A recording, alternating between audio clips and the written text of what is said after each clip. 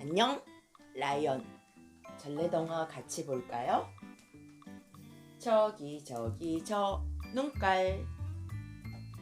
새들이 종종거리며 노래하고 작은 짐승들이 자박대며 찾아드는 아주 한가로운 마을이 있었어요.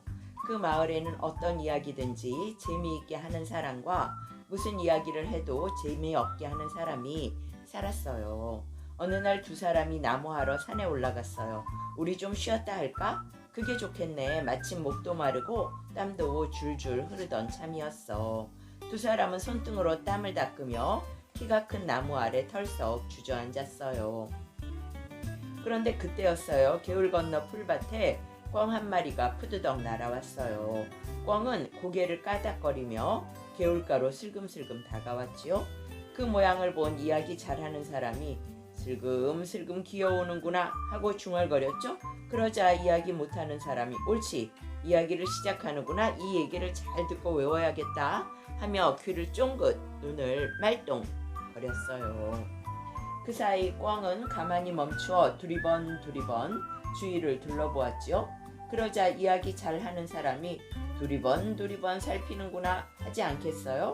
이야기 못하는 사람은 마음속으로 얼른 따라하며 외웠죠. 그런데 이번에는 꿩이 두 사람을 빤히 쳐다보거든요. 이야기 잘하는 사람이 저기 저 눈깔 하고 중얼거렸어요. 이야기 못하는 사람은 그 말을 잊어버릴까봐 저기 저 눈깔 하고 또 열심히 외웠죠. 푸드덕! 드디어 꿩이 날개를 펴고 날아올랐어요. 이야기 잘하는 사람이 또 중얼거렸지요. 헐헐 간다. 이번에도 이야기 못하는 사람은 그 말을 외우고 또 외웠어요. 이만하면 지게에 한가득 될 듯 싶으니 그만 내려가자고. 그럼 그럴까? 두 사람은 지게를 지고 집으로 돌아왔지요. 그날 밤이었어요. 이야기 못하는 사람은 낮에 외운 말을 외우고 또 외우다가 잠이 들었어요. 그런데 때마침 그 집에 도둑이 담을 훌쩍 넘어 들어온 거예요. 도둑은 혹시라도 들킬까봐 슬금슬금 기어서 마루로 올라갔지요.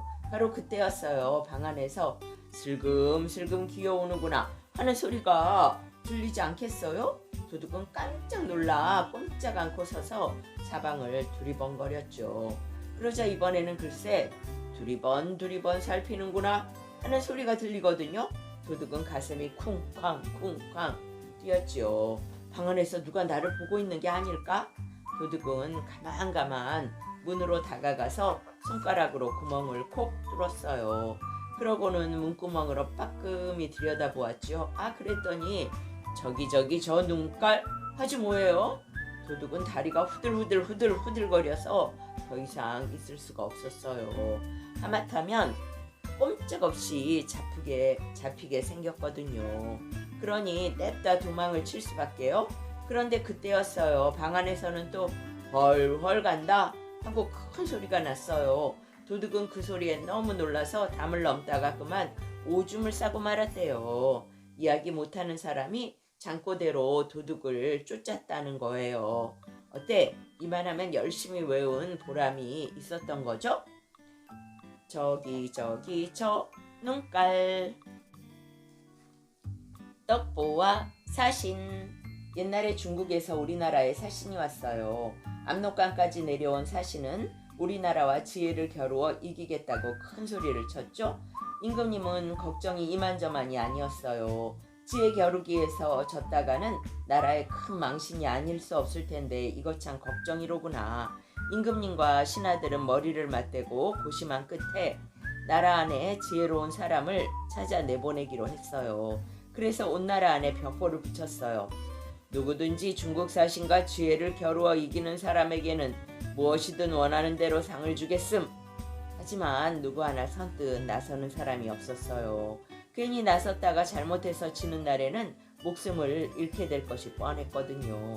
그때 압록강가에는 떡보라는 뱃사공이 있었어요.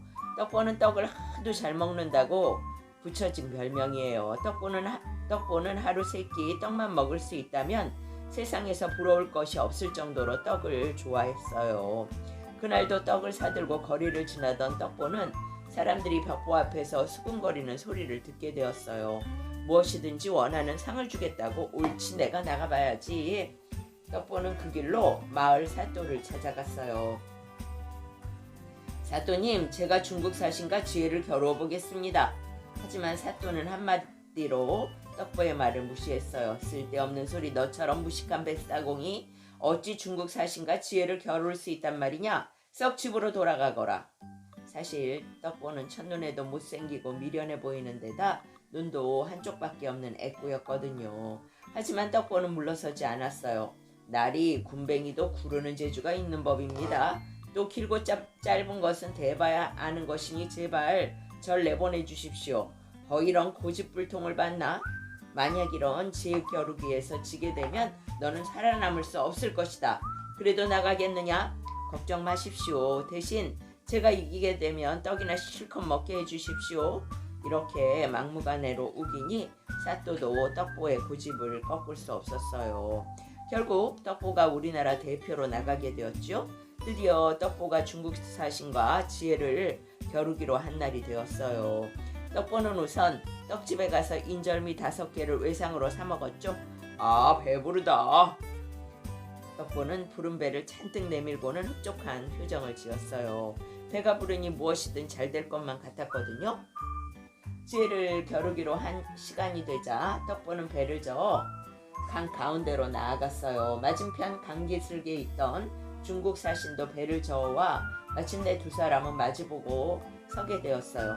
아니, 저런 보잘것없는 뱃사공을 내보내다니. 떡보를 처음 본 중국 사신은 어처구니가 없었어요. 새가 사공의 눈을 쪼아 먹었나 보구려. 중국 사신이 먼저 떡보의 눈을 보고 비웃으며 말했어요. 아니, 사신이란 사람이 다른 사람의 생김새를 보고 놀리다니. 떡보는 몹시 화가 났어요.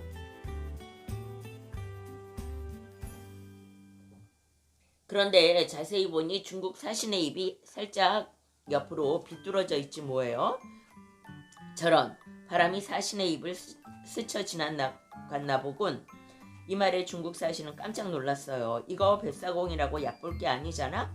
이제 중국 사신은 말을 하지 않고 엄지와 검지로 동그라미를 만들어 보였어요. 하늘은 둥글다라는 뜻이었죠. 그런데 떡보는 이 문제를 떡에 대해 묻는 것으로 엉뚱하게 알아들었어요. 사신이 내가 떡을 사 먹는 걸 본 모양이군.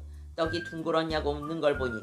그래서 떡보는 인절미는 네모다라는 뜻으로 두 손으로 네모를 만들어 보였어요.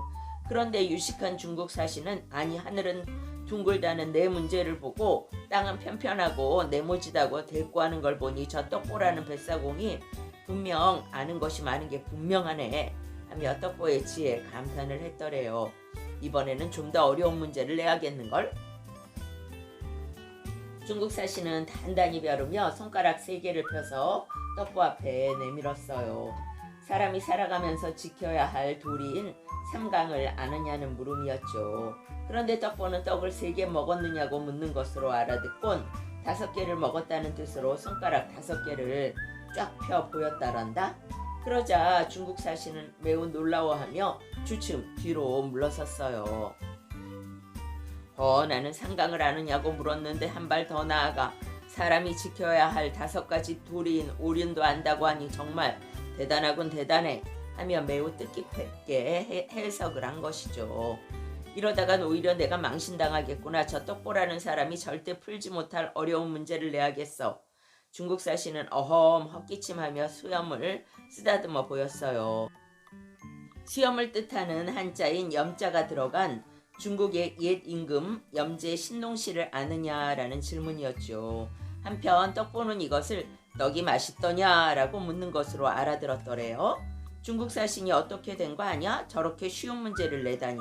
그래서 배를 불룩 내밀고는 손으로 쓱쓱 문질러 보였죠. 떡이 맛있어서 많이 먹었더니 배가 부르다는 뜻이었어요. 그런데 이를 본 중국 사신은 자리에서 펄떡 일어나더니 안절부절 못하는 거예요. 떡보가 배를 문지르는 것을 보고 역시 중국 옛 임금의 한 분인 테오 보키 씨도 안다라고 잘못 이해를 했거든요. 더 이상 안 되겠다. 이 나라에는 미천한 뱃사공도 저렇게 유식한 걸 보니 지혜로운 사람들이 헤아릴 수 없이 많겠구나. 얼른 중국으로 돌아가는 편이 망신을 덜 당하는 길이겠어.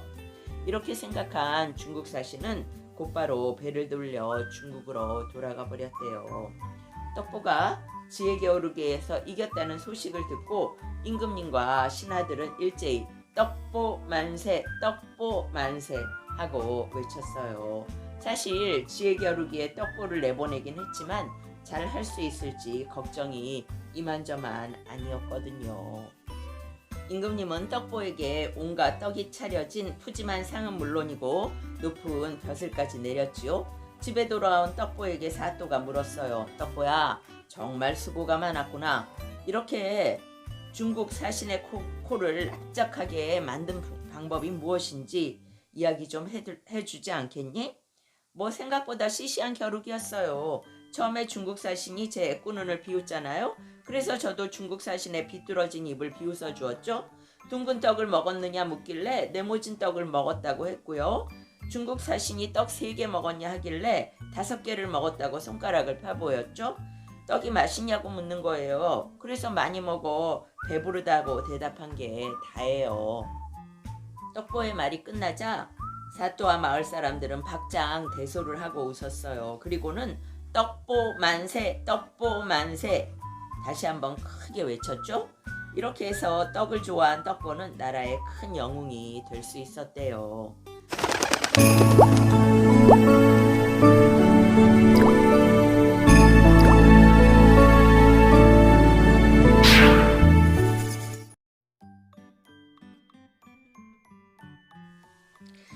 안녕? 라이언. 전래동화 같이 볼까요? 먹으면 죽는다는 약. 옛날 시골 마을 서당에서 있었던 일이에요. 글공부를 가르치느라 목이 칼칼해진 훈장님이 벽장에서 꿀단지를 꺼내 아이들 몰래 찍어 먹었더래요. 그런데 한 번도 아니고 여러 번을 찍어 먹다 보니 결국 아이들에게 들키고 말았지요. 훈장님, 지금 드신 게 뭐예요? 아이 하나가 궁금하다는 듯 물었어요. 이건 먹으면 죽는 약이란다. 훈장은 거짓말을 했어요. 사실대로 이야기했다간 아이들이 꿀을 모두 퍼먹어 버릴 것이 뻔했거든요. 그런데 훈장님은 왜 안 죽는 거예요? 이 약은 어른에겐 힘을 주지만 아이들이 먹으면 죽게 되기 때문이란다. 그런데 조금 있다가 훈장님이 밖에 나갈 일이 생겼어요. 얘들아, 벽장 안의 약은 절대 먹어선 안 된다. 훈장은 아이들에게 다시 한번 주의를 주곤 서당을 나갔어요. 하지만 그런다고 개구쟁이 아이들이 꿀단지를 가만 놔둘 리 있겠어요? 이때다 싶은 아이들이 얼른 벽장을 열고 꿀단지를 꺼냈어요. 야, 꿀이다. 역시 훈장님이 거짓말을 했던 거였어. 아이들은 너도 나도 달려들어 꿀을 퍼먹기 시작했어요. 단지 안의 꿀은 금방 바닥이 나고 말았어요. 이제 어쩐담. 훈장님한테 혼이 날 텐데. 꿀을 다 먹고 나서야 아이들은 훈장의 불호령에 회초리까지 맞을 걸 생각하니 눈앞이 아찔해졌어요. 그때 아이 한 명이 벌떡 일어나더니 훈장이 애지중지 아끼는 벼루를 방바닥에 내동쟁이 쳤어요. 너 어쩌라고 그래? 아이들이 기겁을 하고 묻자 벼루를 깬 아이가 말했어요. 얘들아, 내가 다 알아서 할 테니 너희들은 죽은 척 그냥 방바닥에 엎드려 있어, 알았지? 잠시 후 훈장이 서당으로 돌아왔는데 방한 꼴이 어땠겠어요?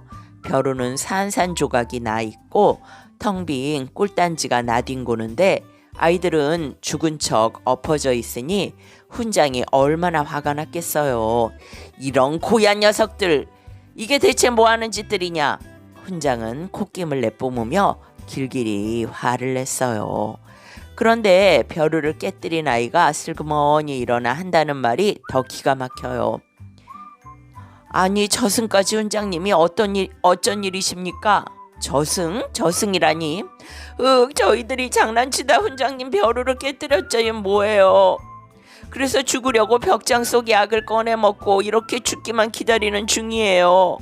아이가 훌쩍이며 이야기하자 다른 아이들도 덩달아 꺽꺽 울어댔어요. 뭐라고? 훈장은 하도 기가 막혀 말도 나오지 않았지요.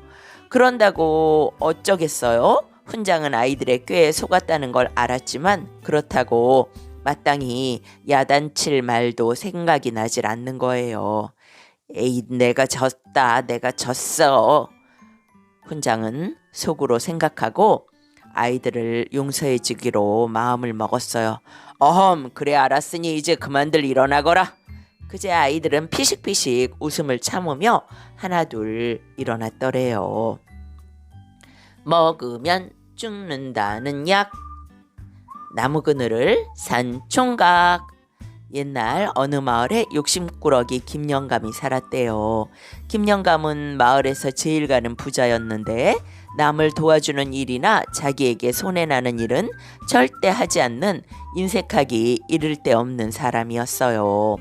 마을 사람들이 뙤약볕 아래에서 땀을 뻘뻘 흘리며 일을 할 때도 김영감은 그저 집 앞의 느티나무 그늘에 누워 늘어지게 낮잠 자곤 했어요.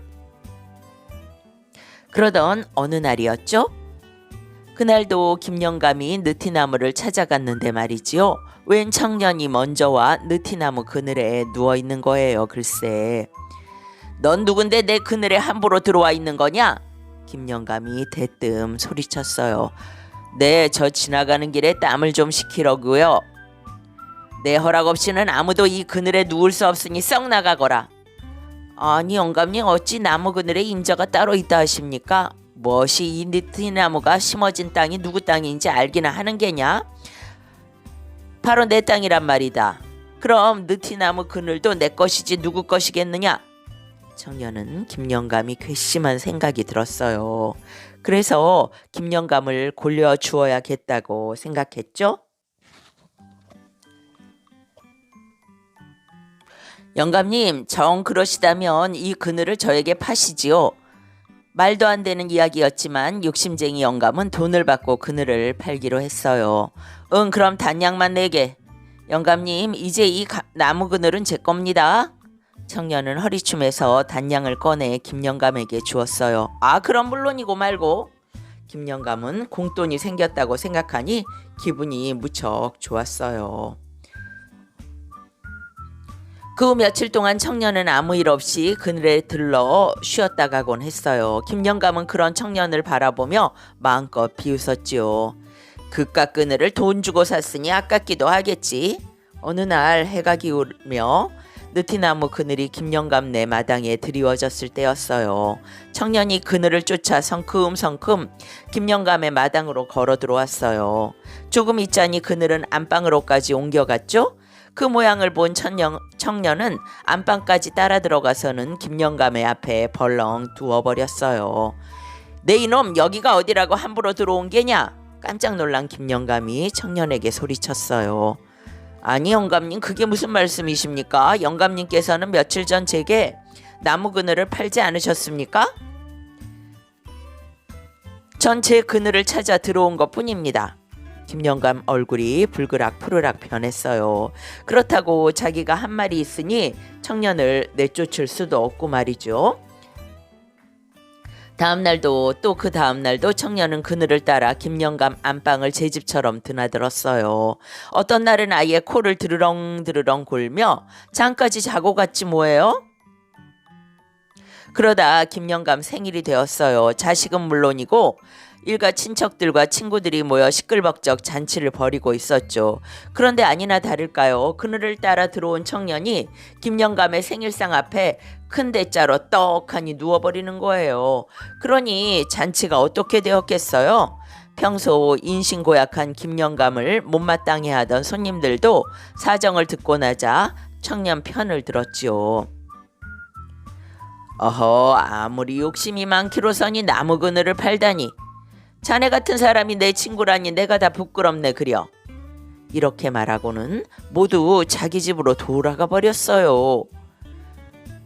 아니 저 이보게들, 그게 아니라고. 김영감이 대문 밖까지 따라 나와 아무리 말려도 소용이 없었어요. 일이 이렇게 되자 제 아무리 욕심쟁이 영감도 더는 버틸 재간이 없더래요. 이보게 제발 부탁이니 나무 그늘을 내게 다시 팔게나. 싫습니다. 이 좋은 그늘을 왜 팝니까? 내 10량 주겠네. 10량이라뇨? 어림없습니다. 한 100량 주신다면 몰라도 100량씩이나? 싫으면 그만두십시오. 어차피 저는 이곳이 편하니까요. 알았네. 여기 100량이네. 결국 괜한 욕심을 부린 김영감은 돈도 잃고 창피만 당하게 되었다는 이야기예요. 오늘은 나무 그늘을 산 총각 여기까지예요.